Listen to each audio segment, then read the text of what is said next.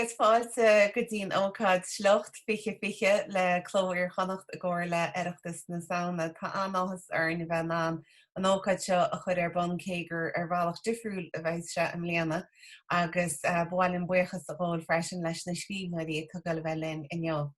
Is sé Micheál Ó Conghaile boníthiúir Cló Iar-Chonnacht an scríbhneoid a bheith an airtí ainne agus bháil chud a thuirt go bhíhall inis túsa chuid leis an ócáid. Gur mágaí. In budget agus gur mágaí fád bheith láthir cébíáte woodship beárin a fád a bheith in gáile Oireachtas ach tá de fád ná go difriúil do chuí tá sa teach mór an inúháin mo bhile héin a gceab obair ón teach áitina bíoch efic chomhachta blianta siar. Na Léamha Próis seo thosamuid ar a beidir déimlíonachchain na mar sin agus bíon dónú tí go cheanna a go bhain sa mlíon agus bíon ceanna gúnaí ag an Oireachtas. Agus is deisita an de scríbhneoirí Próis gon chuid is mó labhairt leis an locht éisteachta agus is sihir a léamh. Agus deisita an chumá gon locht éisteachta agus gona léthirí teacht i láthair na scríbhneoirí agus ceistena an chóir na scríbhneoirí fina sihir agus mar sin de agus bíon plé oscailte agus chórá agus aragóntí agus mar sin de an ag na hócadí. Is hócadí an tainimach a bhíon an tá fríd stríd. Ach ar nóim líana agus an síl mar atá, well támuid sáinní náitrí difriúla fu na tíre. Ach mar sin héin támuid géara geistíh cébíáit ar dain a woodship an ócáid seo i bhlaise. Rud amháin eile heasta bhaid me lua ná go bhfuil Cló Iar-Chonnacht 35 bliain ar a bhód in líana. 1985 i bunadh an cólacht agus dairt mu leabhar amháin in bhliain sin ag na Oireachtas i gCorcaí cnúta filiachta le Seán Ó Corrainn.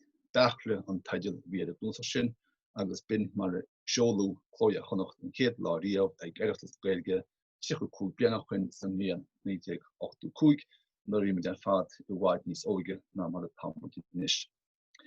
So mar jálar sin cheapan ná bhiste beidir breanú siar agus chrínt gohannaí a chluisteáil ón Gartlan, sé sin óna tafadaí atá dionta ein thar na blianta. Thosamuid fáiltiú leabhar mar is óidíobh ach go luúan na sin thosamuid a tafada agus a fáiltiú seanós, fáiltiú óráin, ceol agus mar sin de ach lua go leor in na sin freisin thosamuid ag tafada scríbhneoirí ag léamh sihir agus tá na caintinis ar ré na gaisiad mar dearan ar bhí caiisiad nó cassettes go far sin. Agus daid muid go leor agus sin. Diime na caiisiad agus sin háir nó dlúichearníní agus chumid amach an tábhar in na dlúichearníní agus éistíoch leis na leabhar uaireanta. Agus tá nóí tá na dlúichearníní imimeis nó igimeacht agus tá ordainne ahrú leis an technológií chumá. Agus a phleanne tá agann gona tafadaí seo ná iad a chuir síomh Cló Iar-Chonnacht. Ons go féidir le aon duine éon náid ar fud an domhan éiste leo. So thar blianta bheith tafadaí dionta ein. Go timppóil dóthaí céad scríbhneoir idir fillí, gearrscéalaithe, úrscéalaithe, dramadóirí, seannachaithe agus mar sin de. Agus dá bhrí sin cheapmuid sin chéad beidir déanúbad nó cearúhaidir gon chur láthair seo. Gomach se go deas éisteach le rincohanna ón Gartlan. Daoine nach bhfuil linn níos múltáir ach daoine rinne gionn ar son an ocail scríofa agus an ocail labhra thar na blianta. Agus seo hiad na daoine mémuid ag géisteach leo san cuid seo gon chlár. An chéad na chluiseaid na duine ina chúnaí Sede Bóthúin an seannachaí tam bheairtle tam ó Flatharta agus inseo sé scéal béleidir dún Donnacha mór. In the Yeshin ben fille as freshin na Maoileoin Seosamh ó Ghuairim wasa Seosamh go hóg agus go taban farbacht darnan bliantohin agus rud amháin bhí heosa na ní amháin go mar fille na ha bhí an agus léithóir ionta go bhí an freisin agus chaha é chluisteáil mar a deara ag gairis chud filiachta le go bhuiche luach omná chud filiachta má higann tú leat me agus léis an dáin sin Choo na Traenach. In the Yeshin cluisemuid duine muinteach leis sin ní salcha ní Ghuairim. Bhí Eithne ar thorcha mar orlaí seanós agus deirteach go bíonn chuir amach an chéad adchearnaí seanós dar an ceannach chuir Smithsonian Folkways amach America. agus chomáris na hóran a bheith gearnín sin bhí rion scéalta agus sin scéal ceangan na scéalta sin ná an Ceannaí Fírinneach agus an Ceannaí Bréagach ríist scéal eile ó méileadas agus chuirmuidir sin eachló ar an gearnín sin beidir fiche bíonachar na mar sin. In the Asian cloisimuid fille chorcaí Michael Davitt ag léamh dáin dá chuid agus fanmuid go gCumann mar in the Asian cloisimuid fearile ra spéis mór na wacalaige agus a scríneadach sinna Pádraig Ó Maoileoin nó Paddy Malone agus nach a henne agéir mar sé a chum agus a chasan an fórán sin cócónat te chasan si gomininic ar radio agus spéis sé caiinfí faoi ghine muinteach leis tomátó cruhin I gunne doáis a thomáis. Agus tíochtmuid le fearile as círaí duine ra aine ag síl na héireann ar fadair sinné an Monsignor Pádraig Ó Fiannachta agus léhéise dáin dá chuid Aifreann mBrosna. Mar sin simuid siar a bheith tambeag agus éistrimúid leis na gCuimhne seo ó chartlan CIC. A do go dtí Donnacha móráid. Fear Áine Uí Fhoghlú agus anmhachóirí bhí freisinán. A halá seo dí se daoine go Bréagach sa báhairc agus maide nuair a tháinig siad bhí sé míon teach rúb níor a rúbach a bhean. Ach nuair a tháinig siad ar chaoibh teach díar an bhean ób car siad a gCuil. Dúirt sé go siad a go le go Bréagach ag a bhear ag Donnacha i ríos iad. Ní le mhaibh de sí go le go Bréagach war níana se láir éon chuid a sí. Deireadh rian go mócha de sí láir fíoch go doch agus bé láine go hálc. Agus bé áibine sé de sí gáil bháiline. De mé lób bháile agus ar máil bháile rób ce chasaí rób ach Donnacha mór. Híd me de se go díar me go barsib.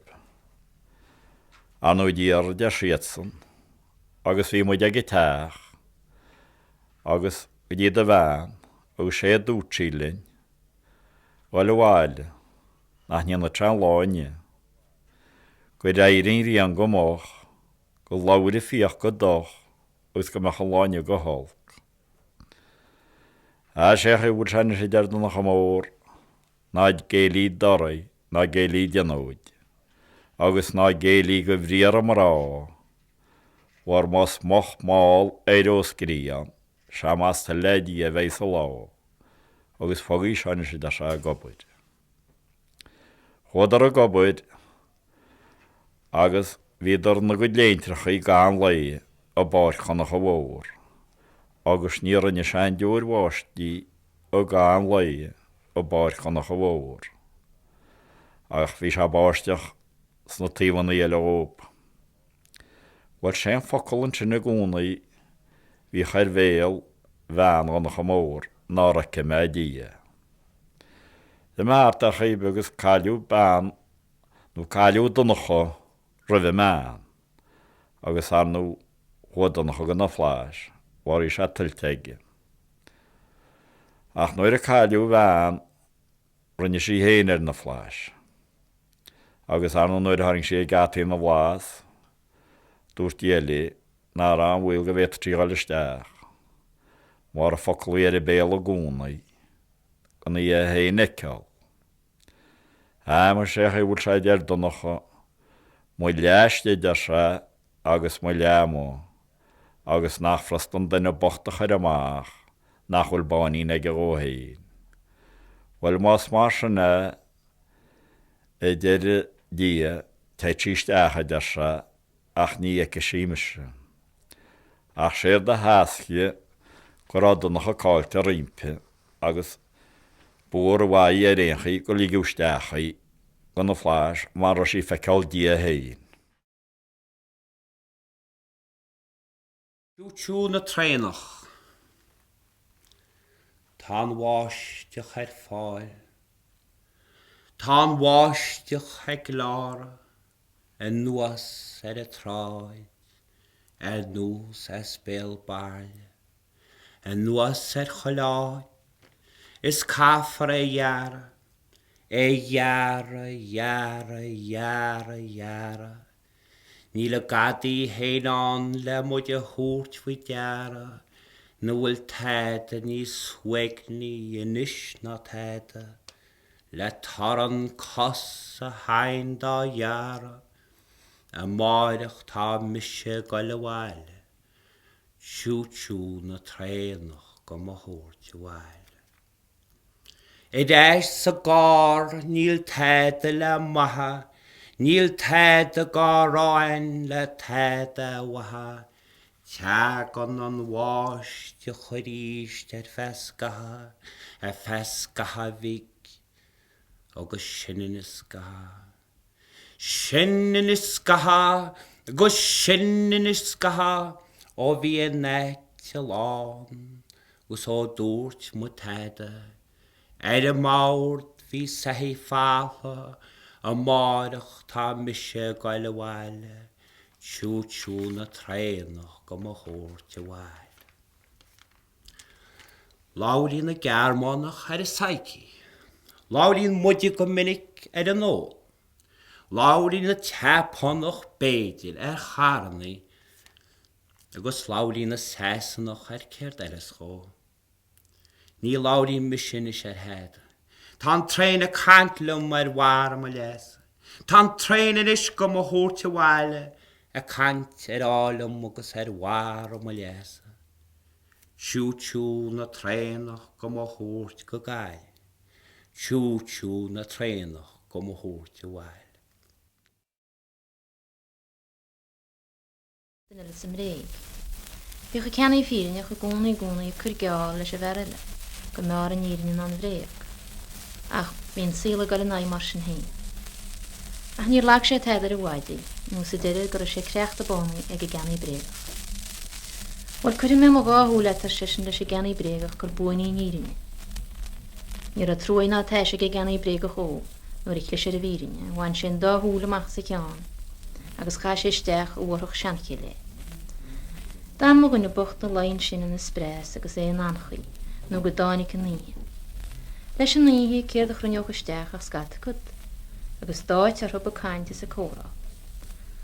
Láirí ceanna bhí arab agus dúirt, inni scéal a haú, inni scéal a bheú, inni scéal a rína gat. Níon seo mis sin scéal ar sa sao, níon seo mis sin scéal ar sa mew, íon seo mis scéal ar sa rína gat, agus seo ein scéal a dinise. Tá aine rí ag dar sa bháis ar sisin, agus ní a leis a géineach. Ach tá agam sa cáil a leis le fáil. Tá tabarín fíris go bín na ciilise, agus go bháid sé trí rion guscin tabarín sin le nóil, bheit sí go sláán leis an rudán. Tá cothir agam mar freisin mar thobarín idir sé. Tá timín brab a fás sa chin. An téime chorón sin aige bheith a haimhris aige. Dime sin anhain, take léon nuair a bhí góra dínta ag na cuit, dim idir lóg. Agus nuair a fuair a Ceannaí Fírinneach a míad, has sé snáháin as a sméireacht, agus bhí sé srúil go bráchas go deo go dánig sé go fadar is a timín. Rug sé a timín agus tháinig sí leis, agus nuair a tháinig bringan is go léthe, agus bhfuil sé an Ceannaí idir dá thúil. Níor thuaisce sin na tháinig a tapar cóiríist agus bhí leis. Ar nóíor leis a bailín sin, bhí sé srúil gohfuir sé suach gur chur brion guscin tabarín an agus duime leis go fada le pálas a rí. Nuair a hólan rí gur a lehéideán rinne sé blíomhaga an scéal ar dús. Ach bhíon Ceannaí go lethó go dug sé láthar na hníine. Agus nuair a thug sé tríomhraon gan isce le nóilde mar dúir trí na gad, deireadh sí thu go buníir sláán foláin. Bhí luach sihir mai gealta gon té leisachaí agus níor ceú sin ar a Ceannaí Fírinneach. Bhí go más níor a go holc. A lá cean céanna cé cas bhí ó ach a Ceannaí Bréagach, agus níor bhaintí leis na sneachta Deireadh nó éceáil agus é sláán foláin. Duine sé Ceannaí Fírinneach ó cé mar casún tá na lín, agus bhí éilecht ar a Ceannaí Bréagach, duime leis agus chu sé bhálach sa teanchaíle. Agus dánan sin gon corná caras go dánig na cuit. Níor thuaisce na cuitiste ná láir ceán agus a sé sin inni scéal a haú, inni scéal a bheú, inni scéal a rína gat. Níon seo mis sin scéal ar sa sao, níon seo mis sin scéal ar sa mew. Níon seo mis sin scéal ar sa rína gat mar bhí duine cintin seothar éire thug mu scéal amach. Sop sí sop suas, roch na cuit, agus san ceán cuairtaí gin teach, chuirta, agus ní eachan Ceannaí Bréagach am mórthab. Rugad ar ús is hálar, stróciad ar stíalad ar é, nó nach ra aithne súl na béla, agus sin ar a gháir na mréagaige. Ar gCumann díomhair. Beran tú awnlan ar gCumann díomhair gach mí, I vis na ganis níor chósan a lán taí fós. Taga mér uirinta trífatún a gCuimhne harcán a stocaí tí úsca trí vindeláin tisú, uirinta sa Deireacht féad gáil. An cíine a níthe láistín in inis fadó, na cóirhíb dahil, fuair bhlahan teomar cholata, dúrís baile deil bheanna tíos ar a cuid brálíní bán bhuí. An cíine an gála géirí as a leabaig, an cíine an bhí. Ach íní mar ma hánas ar maidin le dómháin dorta, is ar ma chuir géil árá ar chealúra do Fírinneach. Ar réimir ceart chreideabhach le hís, ar cheansaigh na leanaí ar deiantás, an bheirte héal ís, is an tirichas an abaí a fuair Bháis. Tá sí Deireanacha ar muinteide. I fihebla sé drompa, sínteide bhleasc fé ód benathe bhar in teampel, créhhaintear a gcónchaín is den blascéadaí. Iad na binne Davitt Ár inis rigid is fearr an Ghuairim. Seamas begálún gedúirt, bínach am nó bíne tí, is Micheál Ó is Micheál Ó bhé, bích na beamh a Pádraig Ó Chéile. Chuir tuchras cuidiú síos, be sé crí cadeile. Smyrna gráb níor cheladar, nuair a bhí gáis I mí diris. Biú an dóir ealis, an brean folla, bhaile sé té I bhí an a gátar. Níor maíoch an rud, níor chúismhaoite ach scátha chéile a chur a le díomh a bheit briclis saoil ná ghéal órlach agus ná lúb ar a son.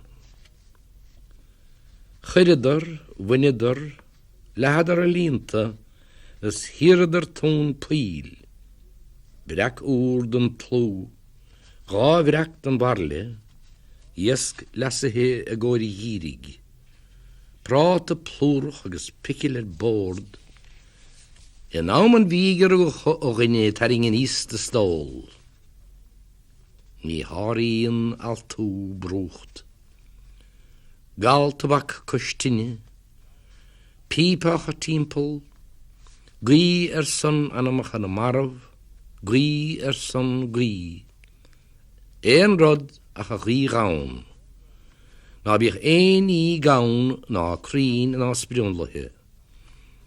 There is gaunín déir kis as féli reint. Tóm de fráta sa ficil gort is ól de vanne beara. Agus bechas smór le diana glóide, más skribna hingin I féine, mairimid. Aifreann mBrosna, mo féin spéir, níor limini. Ádaíoch suas an nálan tránóna dé dána geag bíne tampel, hánig na bechán le na málaí mela is a grónán cena, hánig na gaun an is rinadar dása le heililú saurig, hánig na fáin leo gaun le na gibiris dána is éasacht cí hándún, hánig an dhrianán le bhemar lampa in áit chuin le an áris, hánig an loanhan in áit bhrohol an fecca le grain dar lecin, hánig an fear glasán mar bhrat fechos engel, a húling aun go hecilí, hánig na leanaí aun le rink agus árán na sláán le gach caunrán, hánig na firán na fiechan tar clíisteach ar chóisir a muintre, hánig na mnán le Scuir a sáilteacht de bheoibhis le slánamh. Tháinig an chléirán a déanamh chuigin na déadún le huachtarár go saothir I bhír chruneachtas cairim. Bhí sé go deas bheith géiste leis na go honna sin, agus bhí sé beag an uignach freisin, mar smaoiníonn sé na hócadí ina rá mé leis na daoine sin, agus mé mo hí sí sa stúdio leo agus mu tafada na bísaí sin thar na blianta. Ach glóise muid aráig go dtí scríbneoirí an léinneamh, agus tá cethar le bheith I léamh dún. Siart sin na Áine Uí Fhoghlú, Eithne Ní Ghallchobhair, Pádraig Bréagach agus Dave Duggan. Agus tá mé cinnte go bhfuil sibh blaise deas, bheith difriúil agus bheith spéisiúil difrós an léinneamh.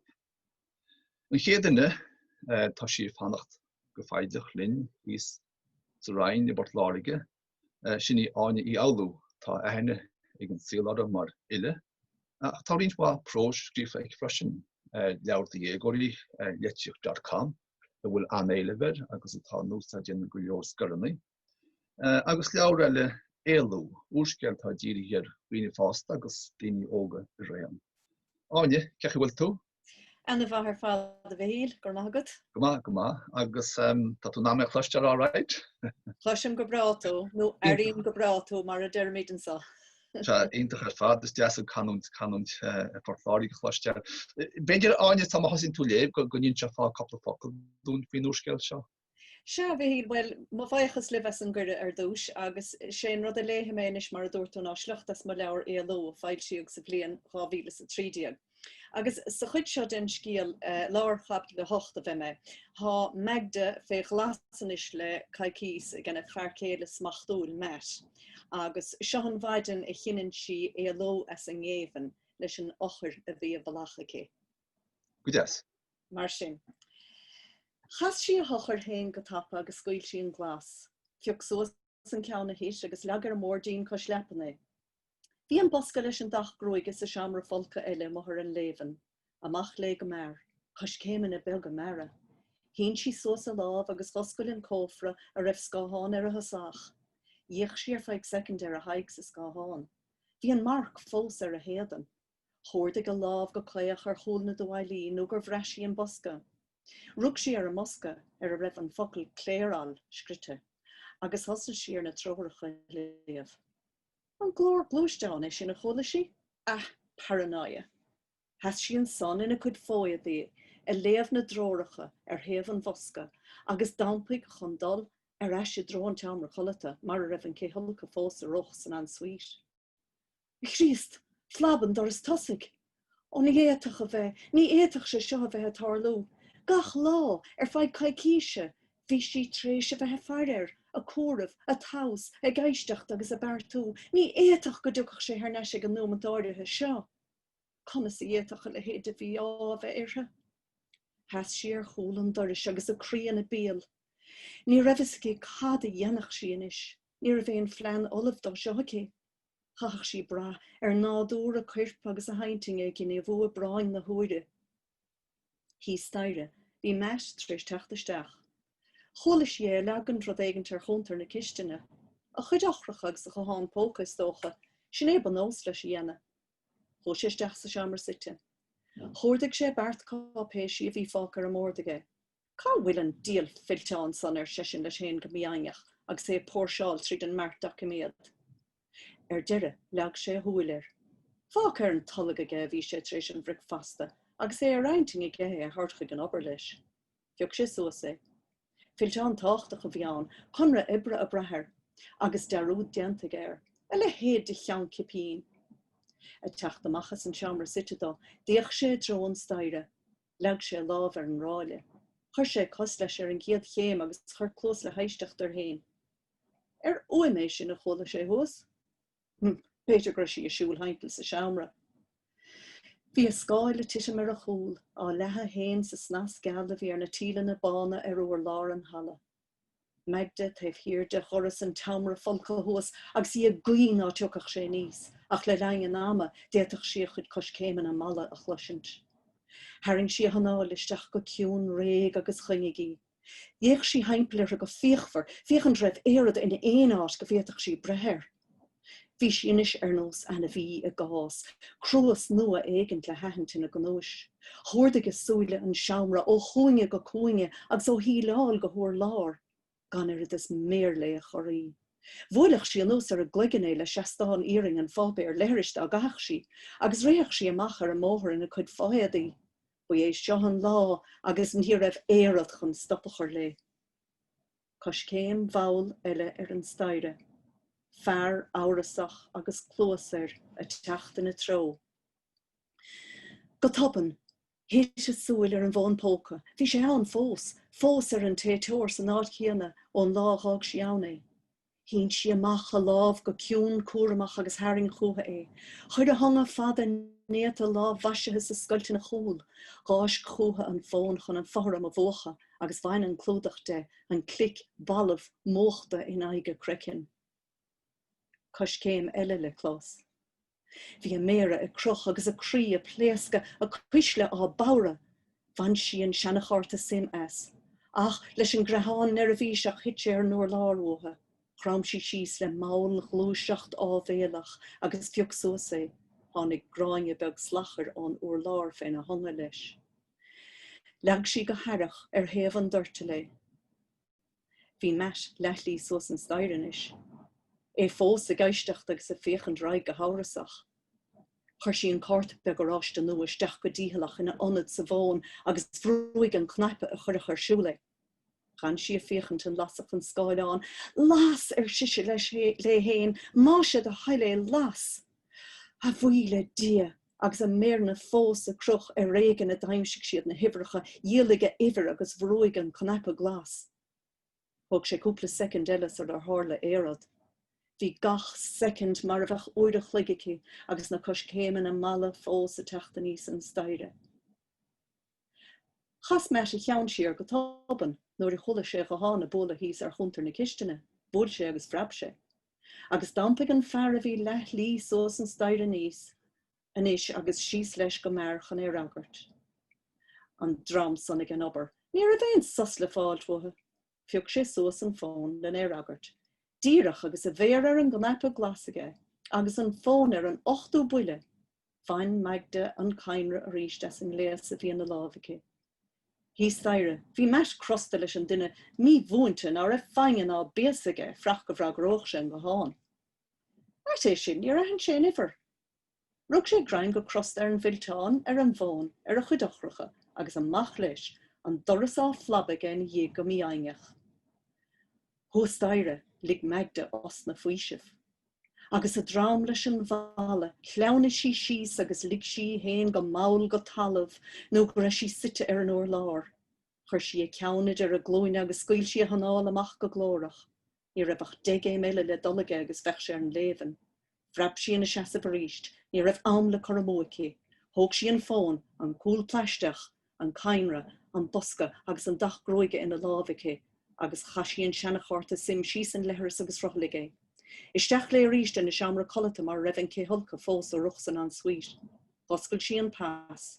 Díoch ar an riangraftain man óg leis an roig charid choracha. Fan sí sa súras an tarachán. Hiag sí as carans go hánig an mór gléasta, agus hosna sí ag ara chuid gróige. Díg ar níg, hit an chróig in na cócha boga fionna go ciún éadrán ar an mórd. Gur mí maithad sinna Áine. Moet je wat schreef toen, Jouwsen? Wel, mar a lood mensen in gesag feil siege simlíon gávíle sa trídiag, agus is toch a grimme gobar ar a feig beidir gávíle rive sin. Sja. Iedereen doet toch het jouw heen, Rief? En nis is a richt, tagan an faun ar a nis is a richt, ach níor leid me an cansan in is le tamil can er ad bháil. Ja, is anna vi gjennom sé. Agus ké wat du gobar fé láhar, wat du gobar in jouw nu? Se ha me gobar ar chomasisiún fé láhar, scíal do dhéagóirí óga tuamas chá nó trí bliana déag díis, beidir díine bheith críoch nó na bunscoile agus dolisteach sa bheánscoil, sort heimpla na hís. Agus is scéal fiction é a bhainean le bochalóg go raibh go leortra blódí sa saoige ach go bhfuil bóthar an a chorthach ribh san me si dréite hiige is docha. Tígim. Agus bhfuil tean difriúil bheith scríb bí éagóirí seach trína fástal. Tá sé difriúil go leor sé mar is ó déon scríóir caithe tú iireachta dhéanamh tú héna chur i rocht an duine bhfuil tú rocht an charactéire aá chuma agat. Agus is gur chairigh mo taí múntóireachta lom díú ar na rudí a bheith baintach le saoil an déagóra más maiile. Well, agus bhí há trúr páist tóca gom héin dar nó bhí déagóirí sa tí minic go leor agam. Is mór an cúna sin ó híh ábhar agus. Meán agus. Bhfuil na leabhar a fada tá a chuúm sin léite go dúir? Ó, well, níis. Tá mé díreach le blianana is áirithe as an meán bhúntóireacht chum ar luch scór agus tá mé baint ana hangibh go deas ó hebh scríneoireachta ó hebh léthireachta agus ó hebh taide. Agus tá sé marúna go há go leor choléite go inis mar sin héin agus is mór an caithh aimstir gom riamhan léthireacht ach is garid go méid bór a dhéana gom trí na shelfan na son agus tá cúpla seamra le antí bhan chumá. Tígam tá Aibsna gan leog ceafn. Well, Áine, go bhí had as a bheith linn, seo leabhar Áine éalú agus tá se le fáil na siopaí agus mar sin de agus go nead a bheith fada bortláirge Áine. Míle maith go bhfuil. Deangaid de raibh mar sin go dtí an dar scríbneoir, Eithne Ní Ghallchobhair, Conalach as áda rathe. Bhfuil leabhar amháin scríofa ag go dtí seo, súil, cnúsach gearrscéalta, cnúsach anspéisialta sílim héin agus anspéisiúil. Cuireann go leor daoine an leabhar seo an sihir a leabhar a gcomparáid le sihir Léamha Fhoghlú agus chúise go leis. Méid scoil leabhar dírí ar an nádú go bhá agus ar Áine Uí agus mar sin de. Bhfuil tú nám de chluistear ceart go leor a Eithne? Tá bre ábhar tú a chluiste na bhír dí bre. Go bra. Ceir bhfuil tú? Tá go bre, Tá de lena donine an seo ach tá bre. Well, tá sé mar chéad go mar, so níl dulhhaid sin nach tá sé go bra I bheitiste agus a bheith mund na leabhar ar réanos agus ag tú teist do riine ar fud na tíre agus ar fud an bhain blaise do scríneoireacht Próis comhaimsire nó Gaeilge. So beidir go nead a couple of focail faoin leabhar seo agus go léthe píosa. Johnny Kente, ai. Tá hanig an leor seo ama súil gábhlíonna hain agus mar a dúirt tún sin tá an dúlaim sa nádur agus sa dúdra agus gearrscéaltaí le go léir an agus tá bonus na scéaltaí bonithe ar an dóin mhór mór hemplárin. Agus léime steachta sanis steacht as an scéal an áit an nálan an tún an baine. Agus tá sé bonithe ar an chua. Ón Afric háas go deiscrit ar-Chonhaile. Heol an chua fríd na spéire bhí lán luas. Hín na scíchan gon na ríomhathe ama ar a gá hiú go genmailte, na mílte cléite gofa ag álíonn na heitilte. Bonan ahan chléite agus báil foranne, foran eitilte, foran éalathe. Heol an chua fríd na spéire, fríd na scamail waga réine, an rí fuchi, an rí harstí, a níor a dúi le hí snáw ar eite. Bhí an chua lán batha omlan brí, agus ag dreidim miste ar hir bhrach glas an wog haurí, an tír in a ruglaí, trí reiche agus blian ravisin. Ba bhog cefne na cuaithe ar hir a breiche, gígur seo an dara thoras chun na tí eici. War dlú harins go héireann go tré na garps eici. Ar thór haurú na néal a bhí sí, Ki is jalan, séjan is suanis. Seo an tír na gaichatí an saoirú bag a bhí ag síniú a mahrampi. Agus an saoirú eide fad a síl, seo an tír a dhéanad muitharastí, baran na breiche agus na batha uaithe. Íríonn chua a gá súil ar an réirc híos fuaí. Tháinig sí parcanna barsinne uair rofa, tháinig sí Pádraig Ó Fiannachta, tháinig sí ard agus gleanta glasa defne faoi níalta ceá, Ba léir di leacha, liomma, líocha, líomha líag na hailte crochta ag sleanú sias le fána. Sa le neathí siad a bhála bhí hreacan chóra an agan Atlanti.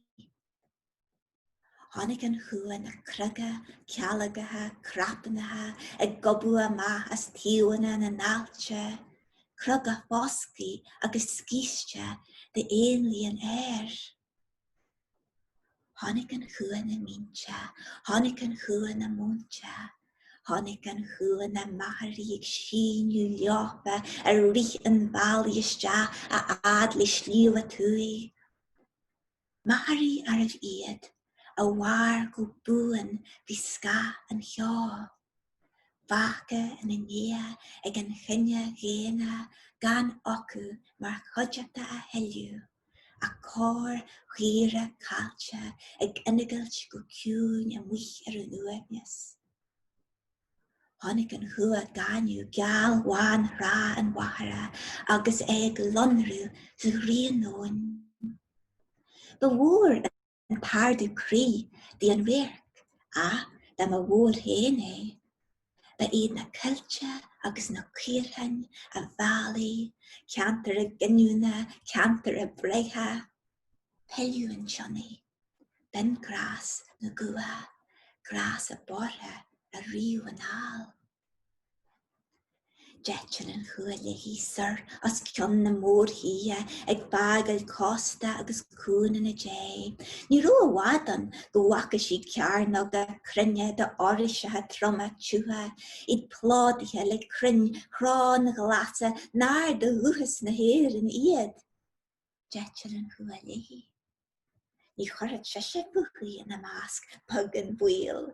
Tháinig sí na mullin ríthe, Bheairtle, brúte iste a dalú party, tanní de chonchréid chrúí a naimnú. Gur luas agus cumann a niniil marhfuil ar a chua, scanrí sí. Dahan an chua, nar cáirde de cinne iad. Deittir an chua lehí, an dúil agus an dúchas a chomint. Stad mara na cónaí ha jarn sí, gur bhain sí an áit na rugaí ama bar coiliú. Bála farin ar bhar na gcíorthain, sean chuil bhainseoige a dír na gconala. Waí an chua ar hairint agus teannas ag éirí a garpsaí, deittil sí ní bhísle. Gas sí timpeall a ríist agus a ríist eile, ag snáil leis an rí agus ag tiontú in a conne de réir mar a thuirling sí ar an talú réice. Bhí a cosa cárnithe isteach faoi na bolla geici, brúí sí a maithid. Dardí na cléití, baga, garide, ar bhulathe cinne na golug hasú agus dhéirí a súile dúchas bíreachta ar an talú. Bhí an eile rud ag éirí ní ba thoillar é dí, ní ba bheo. Ba léir an leis don chua, chuirí ar léifte, scapithe an seo, scapithe an siúd, ag strácú leo ar a sábhín só. Ba léir dí na coní níos títhe na másc, a bionú don lia ag lea iste sa tíorghra. Ba ríar súile na cúthe, agus bhain sí leas as bua a cabdeachta. Darc sí siar, darc sí sar, darc sí lehí a non agus a nál. Lachsú splank na batha in a bugchorp thuirse agus rinn sí intas de gahanna na gcuirthain. Is anan glas agus beocht don sé ag a dír ar hálu. Agus sin Bhí sé sin ar fad. Níl tú go leor eiscríb a do scéalta? Caithim sé níos mó me i gcuil don agarthreacht na don scríbneoireacht a bhíil, so hapa le go neanam Right. Agus céir tú gabbar fí láthair? Scríb me leor, dáilte me leor in léana muscail a dhéirithe agus epic atá sin bunaithe chaile na Baltaine agus tá rudanseach de ború me intin an níor scríb me ga ocail go fáil a bhailim rudanseach bhailim epic eile a scríal an lón agus an waidin mara mar tá sé me intin ach níor rud a bhí scríb go fáil ach sin an tá gceiste meanú inis. An mín scéal i bhhad dal timpplan do chléigean san má hasan tú scríb? Bíon a bhí mar bí meid smuitiú faoi ar fá beidir go minic smuitiú faoi ar fá coppla seachtaí nó fá coppla míana sa le scríbin ga ocail ach an sin na hosíam mar tuigh sin acail gasta agus an níos sin tosíam ar an agarthach. So beidir na ngeanin rud ar bí ar fá mína go agus an sin féinnig scríb go gasta. Agus bíon an scéal cinál aibí amachchan do chléigean agad san má hasan tú scríb i bheag na bhór. Bíon ach bí me léifh na daine seo bhí ag scríú a an lá ach ní haiglam sin na dhéanú tuigh sin má an lácht. Bím se mar héad bín tréh sí anna an einstríbnacht agus tréh sí eile líimisteach sin mar bhíon. Well go mí hat Eithne sa Berlin bhí se go deas bheith géiste le agus an nóí Cógáidethes flat fostas. Well tá gaiirí go breálinn chu gachta san áirih agus ní mu deach tíoch cúblion tá blianta fád rún fós le chuna dé. Go mí hat. So le mu inis go dé an chéad scríbne eile sin fearras Connemara ach bhúid se lumí limnach Pádraig Bréagach cha tam fada in na léchttar oscaile ach tá ar scoilis. Déirtín bheith caint go deo bhí scíneach fáric mar tá slámór mílteach leabhar scríbhaige. Tá ceanna cúca úscéalta agus tá leid sé ó seaachach músí gearcéalta. Tá breise go scáchéad gearcéalta scríbh Pádraig Bréagach ar fá duine go fíomh scríneaí Próis Chomhaimsere na héireann é. Agus a Pádraig tú me cuirehuit léamh an leabhar se haid an leabhar is dearní wet anam mhara úscéal tá Harbheith láidir Harbheith go maith agus tú me cuirehuit coppla focail rá fin leabhar a dús agus sin písabeh léachtam. Well a gháirde tá mé le písa léamh an úscéal seo díal am mhar.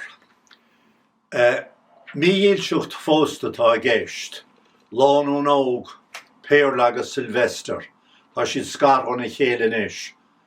Ach tá an scéal seo gáidseach ag iníon éimhe a tháinig díalann de chuid a már in áléir an teachanna rudar an gCuimhne ach bhfuil sé seo tarlú 5 bliain níos deireanna. Is cínt ar aon chuí nach rasúil ar béice leis an achtra tharla cúpla mí níos deireanna. Mí bhean an óhair, má móis de deo ar saoire a bhád ó bhaile I ddír na gréige, gur nocht a methir go má bháir be an eile bhéige. Bí a caint ar stanga, ar smuiste sa bus, gur bhín mar a chur má bháide. Cé gan abrion sí, nor banú éon freab láirichaiste, ach ar nos duine I dúrthaí buile gáir sa gléigin gó, gur fágó a meabhar chó duiléir sin. Gur gCuimhne lethe ag cosíocht solas a bhs, ciúin ag iarra tuiscin sa bhain sa ráit ag a fearr. Sa gisneach a bhíodar, methar ina hí, muid a gasúr a sprí sa siomra site. I malta ag methir go má bháir, chuir thusta sé a caint chuide be, go réice bol a fuha, faoi go rá scéal a tromchúiseach den insechaige. Bhain is seo clis asad ar sé. Aber dat ar siise. Bara goid suí ar sé I ríist. His sí, marach na gasúr a bheith ina eice láimhe a scrí sí, bheith sí a ceappa go má droch an óíocht faoi dhuine cínt éine an Donnacht ar héana be. No pe eile ar sí le héin is mór an bhá nach éan gona gasúra ó olcus an scéal seo thiúcach leis a bheith níos measa. Tucha muid as, gur Ghuaimne sí ar I tíos maríonn sin. Má mó is steadó bhéon mhór drochnúíocht fuhabsanna, gur bháin timpis is in éagháib. Cén ar bhóid gur ag Silvester a chuiríonn scéala, níor bháin a fón ar bháin, cibé chorága sí a fón. Ní le sam cén chuile seo a chóir ar sa maithir, ag furse sa gahir go. A go mé an siar san íor seo a rábhealach sesin, má roise le fáid díreach a húirt. Heasta bhaim seo rálet le tamil ar sé a chin orm. E beg bhfuil tú tín ar siise leis. Bóta den gáil ro dúch ar siise le héin. Ní héin ní róghonna é sin. E beg gur heilis sé zuar áitimh ó Bheairtle ar a ghail go dtí sanolí dochtúra agus go raibh molta aige san có tréimh sé ospidéal a bheige. I gás an gáil ro dúa, ní chuig dochtúr teala má bháir begrách leis a ghail, an uair ána a huise, súl go malú an Áine a bheith súl go malú an stigma. Ke go min áhar eile casíd a bhí chuige, I casíd nar eistrim a bháir go dtí dochtúr a winter se héis dibh pósa. Gurán na ransi lenne sean dochtúr agus gur chuige san a thugad sí na gasúr freisin, go min súmt leile a bhí sé rá nach rom a bháir ag snaim ó Bheairtle na wintir seisiom. An chuig chéine is nar ara tú tainam a d'irid sé. Chuide uair a chleisim éistim net ar de fón, ní chleisim tada ach do chluine go hafan amachat orm. Mar gur mailam mo chluine ar siise. Éidir mé gúna mar wasle ar sé, mar wagart. Sin taibse ar siise, seo dí péir le chiomhánach. Chuireann an chiomhánach sin máil orm ar sé. Chorlid é deo go bháir rud a dhéana ar Silvester, faoi go mear den sean díana a dúirt sé. Mé cuineán mo chluine ruite ar siise leis. Más údar clampar éise é deo an fiú é. Níor heasta ó mo bháir go measach a fear céide go mo bháil go chuid sealúcha sí. Faibar be ní réige leis nó gur pósúiad. Gur minic I hagan áú farrior nuair a fóstar ar sa deo. Mar bhfuil a méid sin muine ag asam is spocht a scéala ar sa bháir. Is spocht a dénta deo ach bhfuil fir mar sin ann, ainear fear farrior se. Nuair a dúirt sí le Silvester gur minic ar na síalta seo a chuine mrá an éanam héin, bé deaga sé go mrá máistre súla iad. Mrá tíornúil ar sé. Well, níl duine dífa sin mise I deaga siise, tíornúil ná máistre súl. Má mó a cuidú leise. Nach réige a bheith sásta a chluine a bheith ar na gasúr ar sí. Mar sin héin go rara sí an teachtracht ar a fón go luan í sin, a henim díle se bháin festa, seo dí Bhéartle. Ach ní hás a méid sin héin maithir, tiige nar chuisi Goldschmidt leis. Bhfuil muid post an nachhfuil, an lánún muid. Gnána sí arhfuilin sin gur bhuiile sí ar splódar a gotha. Ach níor chuisi isteach a slinasan, Goldschmidt, a bhí sí ráile héin, ní héin Goldschmidt mise. Ní ball truscán mé, ná bréagán a beag á chuid, ná gá chinál. An fósriil seán iste gairéige, an bhritíl chainte, má bháir gá feistehain a gcuine a ghroch heachtrachta. Ní bhaid tú sástar sé. Chavis cuid go nabla Thomáis ar siise. Le písa bí me castáil ar bhean eile ar sé. Ged bhí ráit aige. Bhean eile. Castáil. Le písa. Cén chuí. Ní ros tíiris chuid le tamil ar sé. Fós é ní rig mo bháir. Ma heast é muid mé imocht racha mé ar sé. Racha mé sa teach seo trá ar Bháis míon leat. Céad bhí se rá. Céadhís le freagart aici hain. Bhúil sí fuair ríist, tost. Go raidís sí ríist is go neacha sí glána grumpla an chláráibre.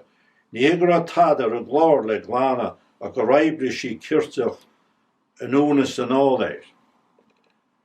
Is cuimhneach le inis go ra eilech I barc mhór mBrosna.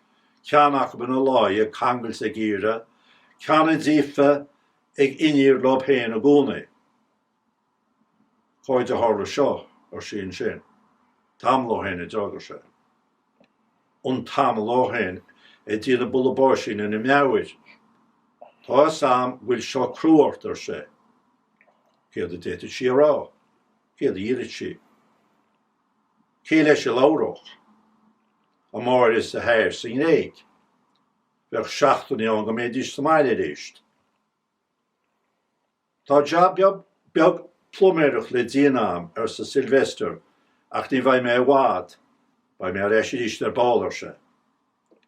Níor heasta bha choristeach ar a tismáile chu go méid go gníid sí ar bálarab, nó go gcuirid sí téacsach up. Í a gútamáil ar fud na cisteanna isteachas amach ag na gasúir, iad san isteachas amach chuice í ar nós na muice údaí a mí a hair a chuir síosára a chuí in inite buile gáhúrd sa maithis a bhólára don ón bhabhar bhaint eiste chun is sáid is scíní.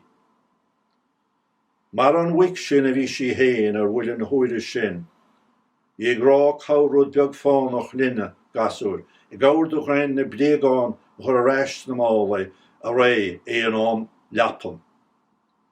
Gon mór an brí in a cuideabhardaíomh, nó gur thusa sí ag sáireacht níos beir ben sin orann, Tás muide bheith sáireacht is ag screadach níos géire in éidir na chéile. Stoppigi a deirim. Í an am leapam. Ach gur éiri sí gur cantail go néfocht a bhí an a glór. Thoran barile stáin fála. Gur águs sí muid is go neacha sí amach faoi gur chúla sí an mad ag giúnaid. Gur thug sí faoi deara éidir a túrlíana ar gáiad úirt isteach, chun le bhfleochaí I ríis leis a drúchtaíod. Céiríon bhean eile seo. Francach a casavéir, nuair bhí job pluméireacht ar siúlaige. Écor fu an árasán is go réiliú ersan a brochaire a Iesu. Bé Liam, fear tilde ceantála agus cúra mór an árasán ar na leabhraige faoi deara go maithir an job sin a áil. An chuid gáid jobbanna is ar a dói sin a fuair sé iad, cara sa gúirt. An rás ag Matilda faoin mens nua seo, ar bhól go Liam. Tháinig olc ar mo bháir I le na Bheirte. Céanchaí bhéitid sí a haithúirt ar a síl mór. Ar a leidir be, ar sí le héin, na chóra bhí an tá, na rair le Matildas le Liam cad pleanáil áil sa barc le na háis. Inon na chardúil al Matilda is a bhí sí, agus bhí Matilda ar na cordsaí a bansa lethe. Fós héin bí dreifúir Hilvesterí is níor hananta mo bháir tíle gá wintir a bheith bultára. Tíle gá chléibh a bhí sí rá le héin.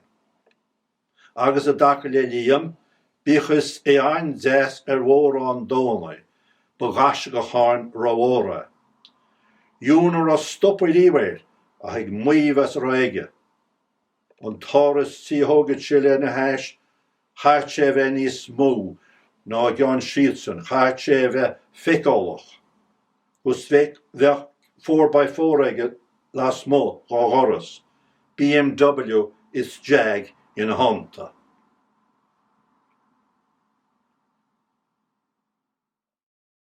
Gur mí maithad Pádraig, bhí sé go deas bheith géisteach leat, agus bhí sé go deas gaeilge hebir ó Cuillinn a chluistear ní hamháin gur scríbneoch gon scatha bhíonn sin, agus gur scríbneoch gon scathaú agus léthúir má freisin thú, agus cuidíonn sé sin leis an locht éiste agus leis an wach féchan go bra láidir SLIOCHT gnéirí leat. Ailín mar sin go dtí an scríbneoir Dearnach agus táid goil go dtí áiteile san tír tá píosáháile sé sin deire áitina bhfuil Dave Duggan.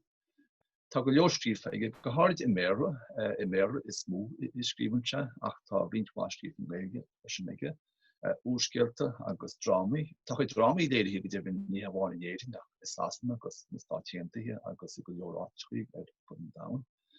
Ach an Beis sé ar caintlinn go sa léamh faoin úrscéal a d'fháil sé beidir bliain ó chun sin ar Dr. Macaronic. Dave, ceach bhfuil tú? Maiú a bhí agus go gágus a rís ar an ócád mór seo. Ag jazz fear leabhart leat.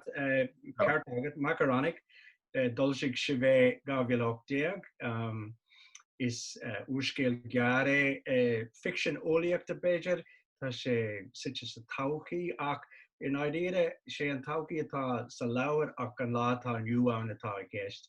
Pléim le cuasaí neamhspleáchas, saoirse, teangaí agus scéal grá agus scéal tóiríocht é fosta. Go deas. Léamí pí bogas. Rud go chóirúir go leabharing roiintas na charactéir a deanga héin, sort Bheairtle Bacach atá i gceist. Anam an teanga ná Emperors, agus sí Macaronic in sí an scéal. Las Smuoi, ní leabhain ach anard. Tugann Las Smuoi is tea. Mar bhfuil tusa inis a léthóir. Las tí. Ná bí mórtha. Tá fáilte ród. Tá tusa las tí inis. Tá tú sláán sábháilte. Ar fás scachibh. Ach Las Smuoi. Láháin hánig beirt ofagach ón lár thugam. Hánig siad las tí. Sean. Bhí mé ag obair ar an chóras mar begrá. Bhí mé hús dréime. Bhí ceann den na scála na géirí tuirse higla marrá. Well, tá siad sean. Tá an fearas illig mar sin. Sean. Tuirseach. As dáta ach sean. Ní leimiid ar an dé Jerry. Chonnig mé iad ar an scálan le hiamhána ón seomra aistear. Ifig bhean chéime ba a iad, agus colaí na himpeachta orthú. Daoine údarásacha sean. Clachtathe le na dulla chur a bhaim ar a chéile, agus ar ifigigh ar chéim níos ísle na iad sean. Mar mise. Bhí siad tuirse tréachta in dhé an aistear. Bhí foiir ar an lá. So dóigh go raibh is a gom go raibh siad bréan den séthar sean. Den taistal dá chéile fiú. Emperis a deanga féin a bhí á labhart acu. Lost Zone Graveyard Kit Ancient a dúirt Diarmid. Diarmid, question you, moody, a dragar grania. Le me a nanam on a cultacha. Land siad orhu ag kaint in Emperis. Question me, question you, question where name, question speak we, here Emperis, here no. Bhí siad có trí na chéile na rá is acu cará siad.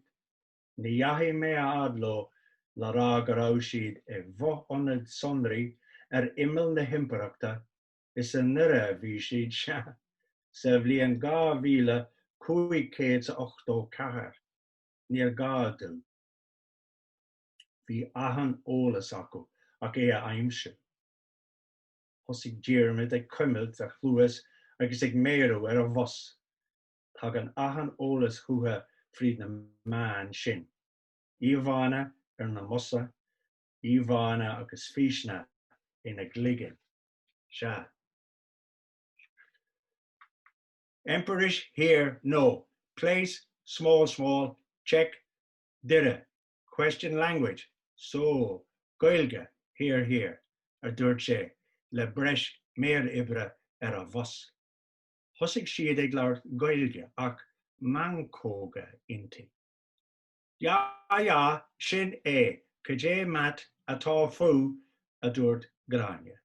Go má dusa sa díarmid. Thosig gráine ag lá gaire, gailge, emperis, fitte fuite ina chéile. Silly, intic, haar flár, méadach, go má go raibh matagad better much muin na puice, tá a stóchi, lúcharach, spródris. Ceart golóir, tá gailge agat a gráine a dúirt díarmid. Go bacht is go borab. Se. Tá tú ag magú fúmanis, cinse, bhí siad bréan dá chéile, mar a cheap mé. Níl tá mé tá tú tean le bindel linne. Níl mé tean, tá mé áireasach. Cteige, tháinig gaire searamh ó dhiarmid. En ní an freiseach a rinnemer den job Deireadh, nar ghlach gráine leis an bhéid sin, bhí si dearafa nar a dhiúntaí si ar an emperis. Dakar problem no. Dakar problem major a dúirt díarmid. Agus lean si ar sa Ghaeilge. Cheap mé go raibh sé ag éirí níos áireasaí. Ba bheag nar hit an tón as ahanrod. Tá muilmhór taga oring inis. Tá ard an láir agus na núis le díra oring. Má tharlaí an rudar bé as an áireamh an seo, be míid scriste i gceart. Sin ar bar, Dave, tásúlam nach mé, muid is just a chuirbe. Bhí mé go deo. Bín tú scríb i Gaeilge go sa méarla, bhfuil difriocht an deit sa dá hanga? Yeah, well, ní caint or dúchis mé ó héamh an Gaeilge. So, móim sin ó am céile. Ach tá, well, be sé ar na léthóirí sin an bhreathn a dhéanamh sin. Tá golóir Gaeilge agat, tuigim, agus buim sult as bheith pléilis. Tá scéalta a hagan lom agus móim gur in Gaeilge ba chóirdú tuairt fuga. Go háirithe, is mar fóhéachs I Macronig tá ceistena teanga off play agus is brelam sin. So sort ardan an teanga an Bhéirtle agus an Gaeilge agus glachan ré be ardan is áisiúla don scéal. Good. As ceach was fáilt bheith pléile drámaíocht nó úrscéalaíocht nó bhfuil difriúil? Úrscéalaíocht, nu mé orcam séar ma héair rihin sé am go raibh mé an níos mó aige de héirú ag plé leis an Airplan.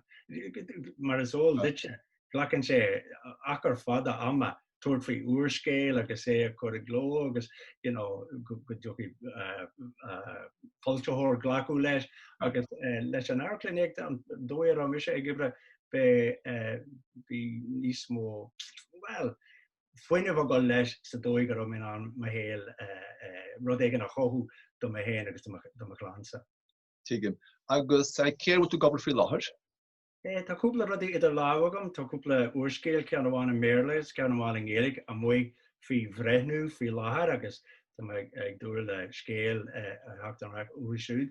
Tá ag plé le pí a drámaíochta ach gnáíire ní bheith ag tarlú go dtí mé béidir mí bealtainna an mahan seo. I ré an dían glasáil is deireann rinn mé cúpla písaí airlína le Airplan na Manistra agus compántas Aisling Géir. So, tá ag séú an tamar fad cé go bhfuil rudí a bhád níos ciúine. Se. Well, sin mar atá síl faoi láthair le chun déite chu na seanlaíonn tíar agus be rudí mar a bhíocht tásúlainn. Seo é an leabhar tá fáilte ag Dave agus tá sé le fáil na siopaí. Go míl had Dave as bheith linn in neomh ag an ócáid speisialta seo. Gur mé agus gnéirí leh. Go míl had. Sinna a chuúil sé locht éisteachta tá muid anhuioch a muid taí chun deire beagnach. Bhí sé go deas na gohannaí chluisteil ó na canútí éagsúla agus bhí sé go deas nasca dhéanana le daoine ó cheann ceanna tíre Áine Uí Fhoghlú léiríonn sé an éagsúlacht atá an faoi láthair agus léiríonn sé chumá an sebras atá an. Tásúlam le cumdé bhíonn sé thugann mé muid an bheith beo i go láirne. Ach fácam is slán a gaí le dám dáin le mar wacantí. Tá mara iscríomh filiachta le breis agus 7 bliain. Sin gus na cuigadí a tháinig an chéad leabhar filiachta dá chuid amach. Tá mara 9 bliain go ís agus le cúna dé bliain se thugann mí aibreán beisi 9 bliain go ís. Agus cloise mu dí le dáin atá anghar dá crí héin, dáin dár teideal, maireann an teanmhaintir. Gur bhí maithagaí as Berlin agus go mairte sibse fad sláán. Seoí máire wacantí. Maireann an teanmhaintir. Henlóin tiad an ard ar bhnaí, fashion an glibéir Fhírinneach ní bhuair ceann, agus scara lehan na súl, agus an seannas meawtach an tosaigh sa chár gléigeal, canón na háileachta ceapach rimtheachta Chríst. Agus haulaíostam féin go mreacin na dúirisc, mar nuair nach ann dar nglúne, cé bhlaisig is sévisúd viescna. Hála mé muoine scoile hir ag an amsan, agus an son ar a mínse lenamh mar lille, císgur na rós ar a lecin, is a cúl de bór bhuí, gorum a rusca agus maul, cín cheart a bríthe, agus a bélín úr mar hún a gréfin sa bheitheh. Bhlíon déag de chláraigh is blanc ní raibhann na cluigean. Na an éachar na hinnes ba leor bheith ann is bheith álaigh. Tháinig an focail bé a dreis le líon tagisc. Sin focail ná be go gcuimh de ráig an bháis drás leo. Freab an láb bheag an áde, há sé gumsa. Íróin rám an bhúntóra scuilas den éile. Inis má sead an rángé tras as stór do chidólis. Dána is town as a glóteach de radsi an flagara. Ben gan éon éadach ete. De gáir ón rua.